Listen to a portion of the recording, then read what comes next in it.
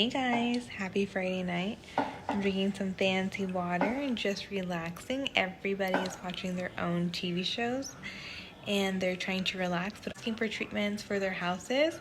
And I've been talking about how I do my treatments for many years, so now I have the time to show you, and I'll show you. I'm like doing this in my kitchen because everybody's watching their own show and relaxing, so I thought that I would go ahead and tell you guys like what I tell my clients. So I tell them, you all have time to take a treatment, especially now. So the way I do it is that I take a full shower, wash my hair, get out in a cute little robe, and then grab your treatment. You're gonna grab your treatment and you're gonna apply it to your hair like so. You're gonna grab the treatment like this. Apply the treatment in your hair like so, all over. It's gonna be very hard. You're gonna apply it all over your hair.